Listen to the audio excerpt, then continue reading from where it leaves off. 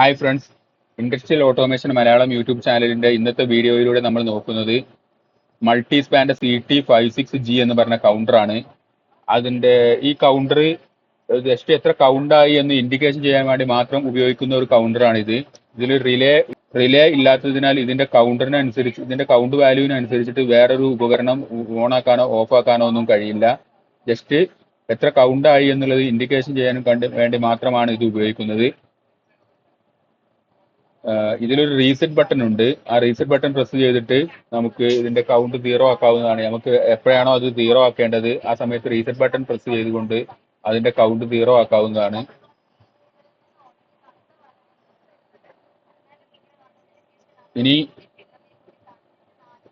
ഇനി ഇതിന്റെ ടെർമിനലിൽ നോക്കുകയാണെങ്കിൽ, ഇതിന്റെ കണക്ഷൻ കൊടുക്കാനുള്ള ടെർമിനലിൽ നോക്കുകയാണെന്നുണ്ടെങ്കിൽ ഇതിന്റെ ഒരു 1-2 ടെർമിനൽ ഇതിന്റെ സപ്ലൈ വോൾട്ടേജ് കൊടുക്കാനുള്ള 230 വോൾട്ട് സപ്ലൈ കൊടുക്കാനുള്ള ടെർമിനലാണ്. ഒന്നാമത്തേതിൽ ഫേസും രണ്ടാമത്തേതിൽ ന്യൂട്രലും കൊടുക്കുക.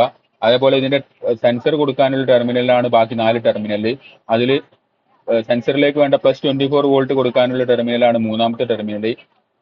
നെഗറ്റീവ് വോൾട്ടേജ് അല്ലെങ്കിൽ ഗ്രൗണ്ട് കൊടുക്കാനുള്ള ടെർമിനലാണ് ആറാമത്തെ ടെർമിനൽ. സെൻസർ NPN ടൈപ്പ് ആണ്. സെൻസർ NPN ടൈപ്പ് ആണ് എന്നുണ്ടെങ്കിൽ സെൻസറിന്റെ ഔട്ട്പുട്ട് എടുത്തിട്ട് കൗണ്ടറിന്റെ 4ാമത്തെ ടെർമിനലിലേക്കും, സെൻസർ PNP ടൈപ്പ് ആണ് എന്നുണ്ടെങ്കിൽ സെൻസറിന്റെ ഔട്ട്പുട്ട് എടുത്തിട്ട് ഇതിന്റെ കൗണ്ടറിന്റെ 5ാമത്തെ ടെർമിനലിലേക്കുമാണ് കണക്ഷൻ കൊടുക്കേണ്ടത്.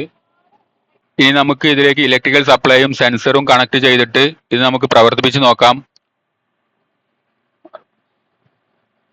അതിനായി MCBയിലൂടെ ഞാൻ ഒരു ഫേസ് എടുത്തിട്ട് കൗണ്ടറിന്റെ 1ാമത്തെ ടെർമിനലിലേക്കും ന്യൂട്രൽ എടുത്തിട്ട് കൗണ്ടറിന്റെ 2ാമത്തെ ടെർമിനലിലേക്കും കൊടുത്തിട്ടുണ്ട്. 1-2 ടെർമിനലായിട്ട് 230 വോൾട്ട് AC സപ്ലൈ ഞാൻ കൊടുത്തിട്ടുണ്ട്. ഇനി സെൻസറിന്റെ വയർ നോക്കുകയാണെന്നുണ്ടെങ്കിൽ സെൻസറിന്റെ പോസിറ്റീവ് വയർ ആയിട്ടുള്ള ബ്രൗൺ വയർ കൗണ്ടറിന്റെ 3ാമത്തെ ടെർമിനലിലേക്ക് കൊടുത്തിട്ടുണ്ട്. അതുപോലെ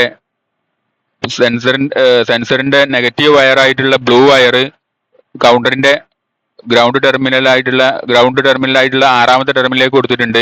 ഇനി സെൻസർ PNP ടൈപ്പ് സെൻസർ ആയതിനാൽ സെൻസറിന്റെ ഔട്ട്പുട്ട് എടുത്തിട്ട് കൗണ്ടറിന്റെ 5ാമത്തെ ടെർമിനലിലേക്ക് കൊടുത്തിട്ടുണ്ട്. ഇനി നമുക്ക് ഇലക്ട്രിക്കൽ സപ്ലൈ ഓൺ ആക്കിയിട്ട് ഇത് പ്രവർത്തിപ്പിച്ച് നോക്കാം.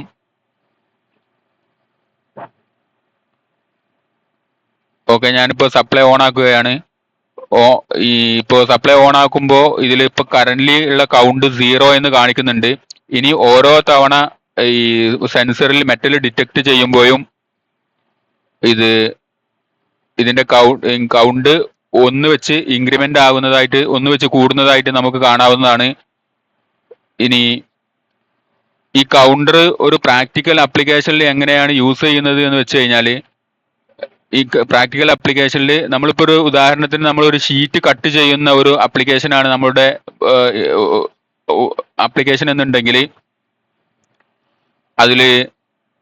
അതിൽ വരുന്ന ആ ഷീറ്റ് കട്ട് ചെയ്ത് അതിന്റെ എൻഡിലെത്തുമ്പോൾ ഒരു ഈ സെൻസറും ഡിറ്റക്ട് ആവുന്ന രീതിയിൽ, മെറ്റലിന്റെ ഒരു പീസ് ഡിറ്റക്ട് ആവുന്ന രീതിയിൽ ഈ സെൻസർ നമ്മൾ പിടിപ്പിക്കുകയാണ് എന്നുണ്ടെങ്കിൽ ഓരോ തവണ ഷീറ്റ് കട്ട് ചെയ്യുമ്പോഴും ഈ സെൻസറിൽ മെറ്റൽ ഡിറ്റക്ട് ചെയ്യുകയും, അപ്പോൾ ഓരോ തവണ മെറ്റൽ ഡിറ്റക്ട് ചെയ്യുമ്പോഴും നമുക്ക് ഇതിൽ കൗണ്ട് ഓരോന്നായിട്ട് ഇൻക്രിമെന്റ് ആവുന്നതുമാണ്.